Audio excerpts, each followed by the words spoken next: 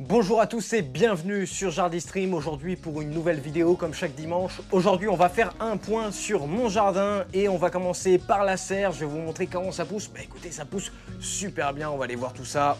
Alors regardez-moi ça, on a de belles tomates avec vraiment des plants costauds bien vigoureux. On a les premières fleurs qui arrivent avec les premières tomates, donc ça c'est super, on va suivre l'évolution. Pour rappel, il y a 2 semaines, elle faisait 94 cm cette tomate, on va voir combien elle a pris en 2 semaines. Alors on la mesure, c'est parti. Et bah écoutez, il va falloir que je monte carrément sur les rebords pour la mesurer. Et là on arrive à... Allez, 1,34 m pour cette tomate, belle progression. Les tomates ont pris plus de 50 cm en 2 semaines, c'est super, on a vraiment une belle évolution, une belle progression. Là franchement, on est... là il y a de la belle tomate, hein. Alors là, on arrive sur 1,45 m. Donc grande bien vigoureuse avec plusieurs tiges, franchement là... Donc là pour l'instant elles sont en train de tranquillement se palisser avec le mur, à moi de bien jouer avec les ficelles pour le faire palisser correctement. Sinon qu'est-ce qu'on a comme évolution? On a canalisé le pied de tomate avec 3 tuteurs à tomates. Là on va essayer de faire en sorte qu'elle parte en buisson vraiment et qu'elle colonise cet espace. Sinon dans la serre on a quoi? On a le chouchou et puis surtout on a cette nouvelle structure mise en place. Donc alors là j'ai nettoyé. Alors ici on a mis en place des melons et des pastèques au milieu du bac et on a fait un sorte de tipi. Donc voilà, pour que les melons et les pastèques puissent grimper tranquillement dessus. Donc voilà, on va suivre l'évolution. Donc là j'ai planté les melons qui sont bien partis. Après dans la serre on a une belle évolution aussi des capucines. Donc capucine grande grimpante. Ce genre de plante vous pouvez la faire palisser contre un mur chez vous. Elle est très intéressante puisque la fleur de capucine va attirer énormément d'insectes. Elle est jolie, elle est consommable. Vous pouvez la manger comme ça avec des petites salades. Donc c'est vraiment une plante qui est très intéressante. Et puis bah là elle a commencé, j'ai commencé à la palisser un petit peu avec le chouchou qui commence à atteindre le plafond de la serre, donc ça c'est plutôt cool avec plusieurs branches. On a une branche ici à droite, alors, je vais monter. Et quand tu parles d'insectes, il n'y a que des... Voilà ça. Il n'y a pas beaucoup d'insectes volants, je trouve, dans la serre. Alors là justement, j'ai mis les capucines justement pour attirer justement les insectes pollinisateurs, les bourdons ou quoi, qui viennent de temps en temps dans la serre. Forcément on n'en voit pas parce que du coup la serre elle est quand même plus souvent fermée. J'ai utilisé ces plantes là justement pour attirer plus de bourdons et qu'il y ait une bonne pollinisation dans ma serre. Malgré que le fait que la tomate, elle se pollinise elle-même. Okay. C'est-à-dire qu'elle n'a pas besoin d'avoir forcément les pollinisateurs pour faire des tomates. Okay. Après là du coup ce que je voulais dire c'est que le chouchou là il a vraiment bien grimpé, il a atteint... Attends vas-y, je vais prendre la caméra. On a le chouchou qui est en train de coloniser vraiment l'espace et qui a atteint le toit de la serre ici. Il a une autre branche qui se balade par là-bas avec une capucine. Et on a une autre tige également par là, donc là ça promet. Bientôt l'inondation du chouchou. Bientôt, ouais, voilà. Ça promet vraiment une belle récolte de chouchou pour cette année. Je pense qu'il va faire comme l'année dernière et qu'il va sortir par la fenêtre. J'ai hâte de vous montrer ça. Donc, et le chouchou au barbecue. Le chouchou au barbecue, c'est top, hein. Vous faites ça cuire comme une patate. Moi, j'ai essayé cette technique-là. C'est génial, hein. Je vous invite vraiment à essayer cette culture chez vous. Elle est vraiment fabuleuse. Elle permet de grimper et de coloniser toute une structure. À l'extérieur, tu peux quand même faire pousser du chouchou.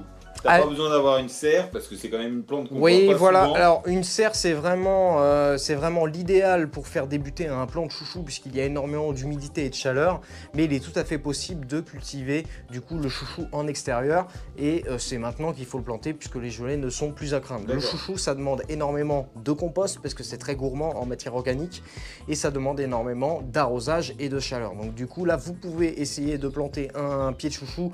Alors soit vous partez d'un pied de chouchou qui est déjà parti, soit vous partez directement de la patate, donc c'est le fruit qu'on récolte, qu'on met directement en pleine terre et après vous allez avoir le germe qui sort et vous allez pouvoir cultiver ce chouchou. Petit retour sur nos boutures de tomates, et écoutez là elles ont plus de 4 semaines, hein. Et puis là le racinaire c'est bien fait, hein. On a vraiment le plant qui a vraiment bien raciné, donc là on peut totalement le planter en pleine terre et ça fera comme un pied de tomate. Donc ça j'ai plus qu'à aller compléter un petit peu mon jardin justement avec les pieds de tomates, mais vous allez voir que mon jardin est quand même bien complet. Là, on était sur la serre semi-enterrée. Maintenant, je vais vous emmener à côté de mon jardin. On va voir les nouvelles structures mises en place. Allez, c'est parti! Regardez-moi ces belles pommes de terre, comme elles sont bien sorties de terre. Et puis c'est super parce qu'elles commencent en plus à fleurir. Donc ça promet une belle récolte de pommes de terre. Donc affaire à suivre à côté à côté de la zone des pommes de terre. Il y a également une belle zone à betteraves, donc là qu'on va pouvoir récolter bientôt durant l'été. Je dirais que d'ici un mois, on pourra commencer à récolter les premières betteraves. Alors là, je les ai placées par une ou par deux. C'est des betteraves que j'ai réalisées moi-même. Je suis parti depuis la graine. Voilà pour les belles betteraves. J'ai planté 2 petits poivrons à côté. Voilà. Elles plaisent bien, là. Elles ont des belles couleurs. Bah franchement, elles sont bien vertes. la betterave là, ouais, elles ont des belles feuilles ou quoi. On voit qu'elles commencent à grossir ici. Là, on voit la betterave qui commence à grossir, à sortir de terre. Pour l'instant, elles sont pas bien grosses. On va leur laisser encore un mois et demi. Et je pense que d'ici un mois et demi, on pourra récolter les belles betteraves. Et donc, c'est chouette. Donc voilà, je rappelle ici que du coup il n'y a aucun engrais qui est ajouté, c'est juste du sol avec de la matière organique d'origine naturelle. Donc j'ajoute à mes parterres du compost en début de saison et je rajoute un paillage pour maintenir l'humidité et une bonne santé du sol, et ça se traduit par des cultures qui se portent merveilleusement bien. Regardez ce plant de lupin. Le lupin, alors c'est quoi? Bah, c'est une petite plante tout simplement qui est très mellifère, qui est très jolie, qui apporte un joli design au potager et qui va attirer énormément d'abeilles, de bourdons, de frelons, peu importe. Beaucoup d'insectes qui vont aimer pouvoir polliniser ça, et ça va permettre d'attirer les insectes pour pouvoir polliniser vos différents plants, que ce soit par exemple là, les plants de patates ou les plants de fraises qui sont juste derrière. Mais là c'est génial parce que je suis en train de parler. Alors là vous voyez, je suis devant le lupin et je vous dis que du coup c'est une plante très mellifère, etc. Parce que je vois souvent des bourdons ou des frelons aller effectivement butiner le lupin. Mais vous avez d'autres plantes qui sont extrêmement plus mellifères et intéressantes pour le jardin. Et je cite la bourrache. Et alors là, je pense que je vais prendre la caméra parce que en fait il y a là. Actuellement, je ne sais pas si vous voyez à la caméra, mais il y a une dizaine, en fait, voire plus d'abeilles qui sont constamment en fait en train de visiter les différentes fleurs de la bourrache. Donc là, c'est une bourrache qui s'est ressemée d'elle-même de l'année dernière. Voilà, elle a survécu à l'hiver et elle est bien partie. J'ai planté d'autres bourraches à côté, mais elles n'ont pas fleuri comme cette bourrache. Là, la bourrache, elle est vraiment super grande, et puis on voit que ça attire vraiment énormément la biodiversité. Et donc ça, c'est vraiment important pour votre jardin. Mettez des fleurs vraiment pour attirer la biodiversité. Autrement, en plante par exemple, pour citer une plante très aromatique et très mellifère, vous avez également la mélisse. Donc là, attention à la mélisse parce que la mélisse, elle peut devenir très envahissante. Vous le voyez bien, là, le buisson, il a vraiment explosé depuis quelques semaines. Mais par contre, c'est une plante qui est très intéressante puisqu'elle va attirer énormément d'insectes et pas que des abeilles. Plein de papillons, plein de choses comme ça, des cirques, différentes espèces. Et c'est ça qui est important au sein de votre jardin. J'ai fait une petite zone, justement, vous savez, moi, je suis très pour la conservation, enfin la bonne santé d'un sol. Et donc du coup, j'aime pailler mon sol, ou en tout cas l'amender pour qu'il soit sain et vivant. Ici, j'ai décidé de faire une technique pour vous montrer la différence entre un sol paillé et un sol non paillé. Donc ici, le but, c'est que toute la saison, on va garder ce sol non paillé et on verra l'évolution si les plants se portent mieux que les plants qui sont paillés juste à côté. Donc par exemple là, on a des poivrons qui sont pour l'instant plantés sur sol nu, et à côté ici, on a des poivrons qui ont été plantés avec une association de betteraves et surtout cette fois-ci avec un paillage. Et donc là, je vais vous dire au fur et à mesure de la saison quelle est la plus belle progression. Pour l'instant, effectivement, le paillage, ça attire les limaces. On le constate bien puisque les feuilles des poivrons ici se font manger. Mais par contre ici, le sol reste beaucoup plus humide qu'à droite. Donc là, le but, c'est de vous montrer vraiment à 2 mètres de différence, la différence entre un sol paillé et un sol non paillé. N'hésitez pas à vous abonner à Jardistream et à suivre l'évolution au fur et à mesure de la saison pour voir quels seront les résultats. Bon alors sinon notre parterre de fraises, bah écoutez notre parterre de fraises il se porte plutôt bien. Là ils sont bien verts, bien vigoureux, on voit qu'il y a énormément de fleurs blanches. Je vous rappelle que chaque fleur blanche correspond à une fraise et on a déjà là les futures fraises qui arrivent, on les voit juste ici. Et écoutez, si je cherche un petit peu, et j'ai des fraises qui sont prêtes tous les jours. Pour vous donner une idée, hier j'ai ramassé 2,5 kg, ça faisait 2 jours que je n'avais pas ramassé les fraises. Donc là on est vraiment dans la pleine période des fraises et ça va continuer puisqu'on voit toutes les fleurs là, ça sera des futures fraises. Donc ça veut dire que ça va continuer pendant 2-3 semaines à fournir énormément de fraises et donc avec ça vous vous régalez, vous les récoltez. Vous les mangez, vous faites des compotes, n'importe quoi, c'est super bon. Hein, c'est sûr. Les fraises qui sont rouges, donc déjà, on va moins fatiguer le pied en les récoltant assez régulièrement les fraises et ça va le pousser à renouveler ses fleurs. Et là, on a vraiment un roulement qui est prêt pour 3 semaines parce que là, on a des fleurs qui sont blanches, donc c'est vraiment le tout début de la floraison. On a des fleurs ici qui ne sont même pas encore éclos. Et là, on a des fleurs qui sont en train de se former pour faire les fraises. Donc là, on va vraiment avoir une production continue de fraises pendant 3 semaines. Et elles ont mis du temps à rougir parce qu'on avait vraiment un gros temps de merde. Mais là, c'est parti. Là, ça donne. Là, c'est parti. Je vais vous tenir au courant de quelle quantité je ramasse par jour. Mais vous avez ce parterre-là qui me donne énormément de fraises. Vous avez également celui-ci. Et voilà. À côté du parterre de fraisiers, nous avons donc les petits pois. On avait fait une petite structure pour les supporter. Écoutez, ils ont dépassé la structure, hein, ça y est. Donc je pense que ça promet des belles récoltes. On a les premières fleurs qui sont arrivées, elles sont juste ici. Donc après on aura les pois mange tout du coup, donc on pourra consommer toute la cosse. Je pense qu'à la fin de saison ça va dépasser la serre, donc on va voir.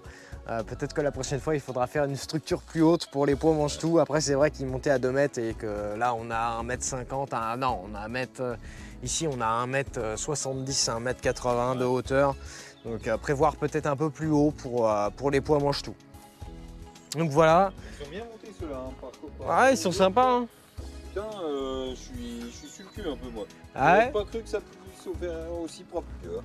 Bah en fait en plus au début ils ont mis du temps parce qu'on n'avait pas la structure avec les ficelles.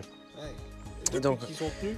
Bah ouais là depuis on a juste à les mettre comme il faut et les tiges sont costauds et tout. Donc, belle progression des pois mange tout donc c'est sympa.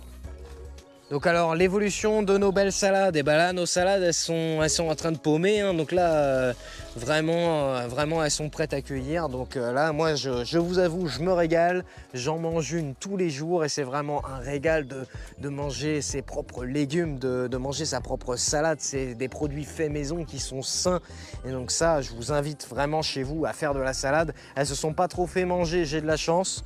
Donc de toute façon toi tu vas repartir avec une salade ce soir. Hein. Ouais. Une salade. Allez, petite salade. Écoute, je vais essayer d'en cueillir une. On va cueillir celle-là.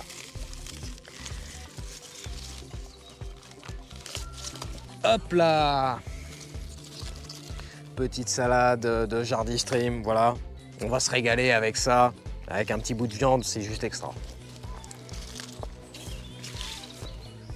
Alors ici, si vous vous rappelez bien, c'était l'endroit où on avait nos mini-serres de fortune, là, à petit budget.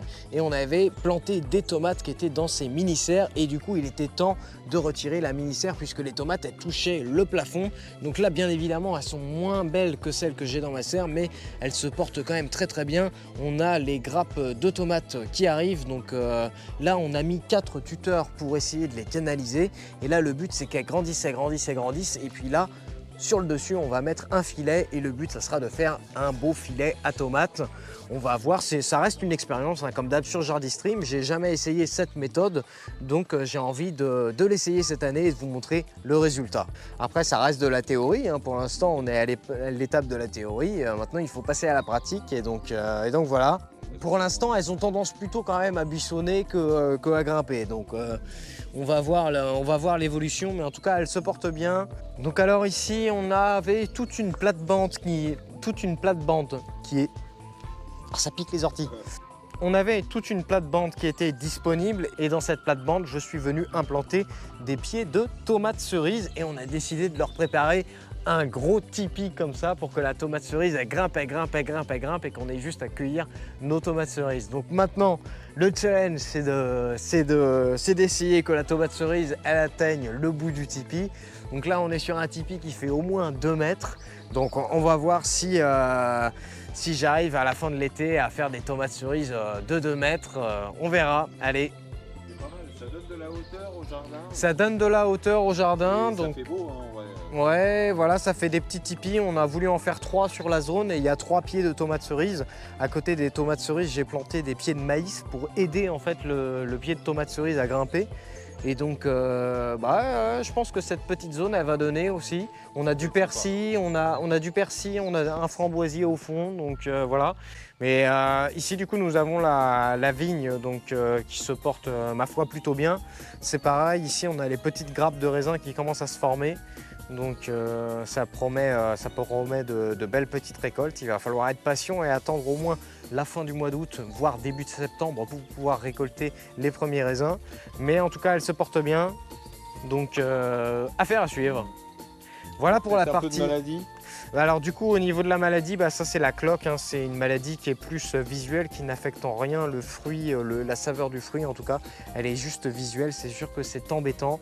Après, ça serait intéressant de trouver une variété justement qui n'a pas la cloque. Mais écoutez, moi c'est une variété là que j'ai achetée il y a 3 ans, je fais avec.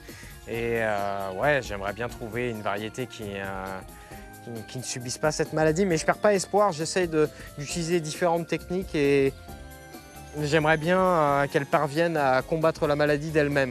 Ouais. Donc je vais essayer plusieurs méthodes. Après, je reviendrai sur les différentes techniques que j'utilise pour essayer de guérir cette maladie de la cloque. Donc, mais pour l'instant, je suis encore au stade des expériences, donc j'en parlerai dans une prochaine vidéo. Parce que là, elle a une belle tête quand même. Elle a une belle malgré tout, malgré la cloque, elle a une belle tête. Je pense que c'est la plus belle vigne que tu aies faite. Par rapport au cette année, elle est vraiment belle. Après, on voit que les nouvelles feuilles, les jeunes feuilles ne sont pas cloquées. Et en fait, c'est les anciennes feuilles qui sont cloquées. Donc voilà. Quand les feuilles, elles sont trop cloquées comme ça, par exemple... Est-ce que tu les enlèverais pas? J'en enlève une de temps en temps parce qu'après il ne faut pas tout le dépioter parce que sinon ça va lui faire du mal et ça va le stresser. Mais pourquoi pas en fait, vous voyez là, c'est un insecte qui fait ça. Hein. C'est un insecte qui fait ça, vous voyez, il se met dans la nervure des feuilles en fait et il pique en fait la feuille et du coup c'est ça qui fait une espèce de cloque. Mais du coup c'est toujours pareil. Moi je veux essayer de combattre cette maladie par une meilleure biodiversité. Peut-être que ça va pas marcher, mais en tout cas, quand la feuille elle est morte comme ça, je la mets en fait au pied comme ça pour qu'ils comprennent que ça en fait c'est un truc qui tue et qu'il faut qu'il élimine. Donc voilà, belle petite progression de la vigne, on va avoir du raisin, donc c'est plutôt cool. Donc affaire à suivre, surtout que depuis qu'on l'a réparée sur son tuteur, elle a de quoi s'exprimer. Et je pense que je vais l'accompagner avec du maïs justement parce que là en fait, ça y est, les 3 pieds ont déjà complètement quasiment colonisé l'espace. Et en fait là, la tutorée pour la saison. Juste pour la saison, en fait, pour l'été, pour qu'elle permette de faire énormément de feuillage, qu'elle grimpe un peu plus haut. Et puis de toute façon, à cet hiver, elle va perdre ses feuilles et tout. Le maïs aura perdu, enfin, le maïs sera mort aussi. Donc voilà. C'est ça. Donc là, le prochain test, ça va être d'implanter des maïs tout le long de la vigne pour l'aider à se porter en hauteur. Alors là, déjà ici, nos petites structures du coup où j'avais planté plein de légumes en association, ça se porte plutôt bien. On a les aubergines, hein, franchement pour la saison elles sont bien robustes et tout. On voit en plus qu'elles vont me faire plusieurs tiges puisqu'il y a plusieurs départs de feuilles qui sont juste ici. Donc là c'est très très sain. Je pense qu'on va pas tarder à avoir les premières fleurs. On a quoi d'autre planté en association avec? On a des betteraves qui ont quasiment rattrapé la taille des betteraves qui étaient juste à côté. Donc là, on a les betteraves qui se portent très très bien. Par contre, j'avais planté 2-3 melons. J'ai dû les remplacer plusieurs fois puisque les melons, les cucurbitacées, donc les melons font partie de la famille des cucurbitacées et c'est une famille de légumes qui se fait très attaquer par les limaces. Donc tout ce qui est courge, concombre, melon, pastèque, tout ça, ça a tendance à se faire très vite dévorer. Ici, on a des salades, des oignons, on a des poivrons, des betteraves. Ici, sur cette zone-là, c'est le parterre de menthe. Donc ça, c'est pour mon bar à Mojito pour cet été. Donc ça se porte très bien. Et puis ici, au fond du potager, on a une culture de choux. Derrière, juste ici, on a des fèves, mais qui se font pas mal attaquer par des pucerons. Mais tant mieux, parce que ne s'attaquent pas à d'autres de mes plantes. Et puis ici, c'est la zone des courgettes. On a des courgettes ici. Dans le fond. Dans le fond, on a la courgette courge ici. On a une courge qui a l'air, ou ça, je sais plus si c'est une courgette ou quoi, mais celle-là elle est bien partie. Hein. On va voir. Après, je vous avoue, moi j'ai planté un peu plein de trucs. Je me souviens plus qu'est-ce que j'ai planté exactement, où. Oh, on verra bien quand ça pousse. Hein. Donc ici, petite zone du coup où j'ai paillé et j'ai rajouté du compost. J'ai planté surtout des pieds de tomates et entre les pieds de tomates, on a différentes choses, du concombre, des courgettes et c'est toujours pareil. Là, on va se servir du Tipeee pour tutorer les tomates, mais pas que, les pastèques, les melons. Je vais espérer que ça grimpe. C'est toujours pareil, c'est la première année que j'essaye cette technique. Donc on verra le résultat. Voilà, ici on a une petite butte aromatique patate. Voilà, je pense que je viendrai la compléter avec 2-3 choses, mais c'est pas l'urgence pour le moment. Et puis ici, je me suis fait une zone vraiment spéciale semis, où du coup il y a tous mes semis qui sont en cours. Donc en ce moment, je vous rappelle, vous pouvez essayer de faire des boutures de patates douces. On a également des courgettes. On a des petites tomates là qui se portent bien. J'ai fait des semis de haricots avec du maïs qui est en train de sortir. Là, on a quoi? Bah, ça, c'est du haricot à rame. C'est du haricot à rame sabre Elda. Et donc, du coup, c'est un haricot qui va grimper à plus de 2 mètres de hauteur et qui va vraiment faire des grandes gousses. Ouais. Donc, vraiment une bonne variété, très résistante et productive. Donc, c'est pareil, c'est la première année que je vais l'essayer. Donc, on va essayer de la mettre en association avec du maïs et on va voir le résultat. Mais sinon, après, on a d'autres choses. On a encore des blettes, on a encore des aubergines. Ici, en dessous, j'ai des capucines, j'ai différentes courges qui sont semées. Là, on a encore des tomates. Donc ça, c'est des tomates qui ont poussé naturellement en fait dans la serre du Catalan. Et je suis venu en fait repiquer les pieds de tomates. Elles avaient une seule racine, une racine pivot. Et bah, ça a l'air de se plaire. Donc ça va me faire des pieds de tomates supplémentaires. J'ai quoi d'autre ici? J'ai du basilic. Donc le basilic, voilà. Et tu vois, le tien, il est vachement clair par rapport au mien. Ouais, je sais pas. Après, si, je te jure, après ça, il est plus foncé. Attention, c'est peut-être la variété est différente. Ici, les feuilles sont dentelées. Et toi, tu as le basilic grand vert avec les feuilles bombées bien vertes. Oui. Là.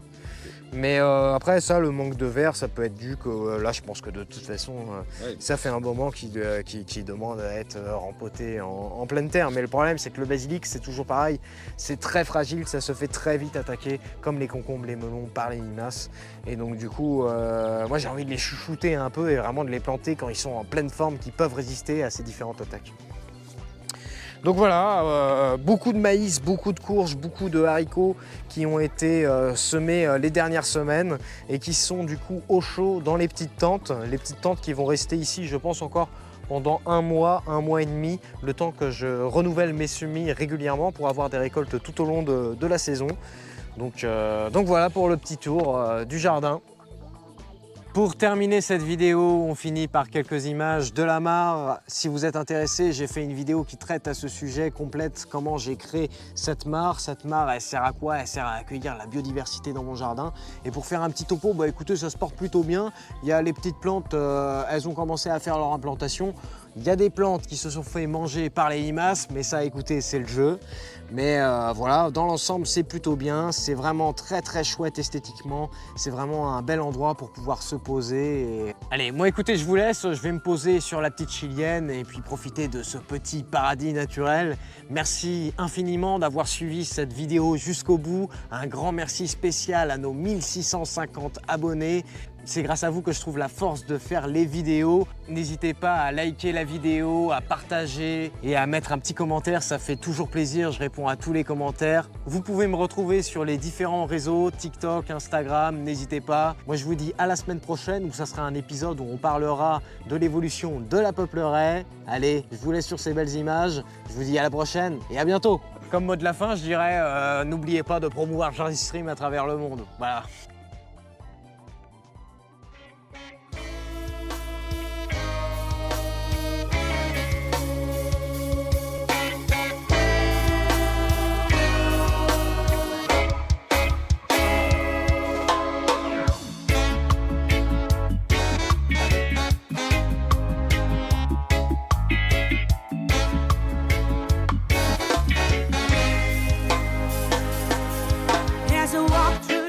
of the shadow of that. I take a look at my life, I realize